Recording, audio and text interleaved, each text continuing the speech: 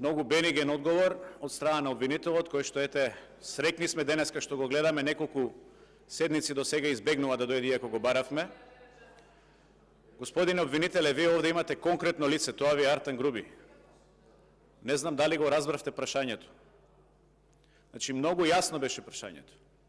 Сте покренале некаква истрага. Каква истрага покренавте и какви резултати очекувате? Дали очекувате исти резултати како што покренавте истрага, односно резултати од истрагата како што му фрлија бомба на нашиот подпредседател пред некое време во дворот? Дали очекувате истрагата да заврши исто како што заврши со палењето на возилото на еден од нашите колеги претеници во Прилеп? Или со палењето на возилото на уште еден наш колега од Струга? Или со кршењето на возилото на нашата портпаролка? Такви ли истраги вие спроведувате? Бенигни одговори, политички одговори.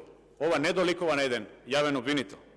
Вие го браните во моментов мултивалентниот Артан Груби, кој што во исто време е и вице-премиер, и министер за политички систем, и координатор за коридорите 8 и 10D.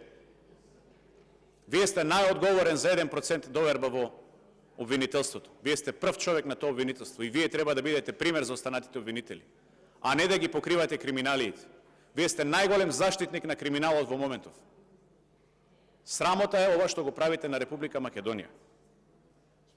Поради вас и таквите како вас ни носат тимови за санкции, ни повлекуваат средства за реформи во правосудството, ни носат оценски мисии. Токму ради вас и таквите како вас. Не сте го повикале господинот Артан Груби досега да даде исказ во обвинителство. Ниту исказ не е даден. Како може народот сега да ви верува?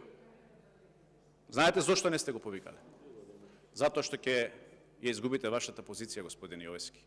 Затоа што ако го повикате, Дуј ќе ви излезе од владата. Ако падне владата, ќе паднете и вие. И тоа е вашиот најголем страв. А кога вие ќе паднете, ќе има ваша одговорност. Тука е стравот, господине јавен обвинител.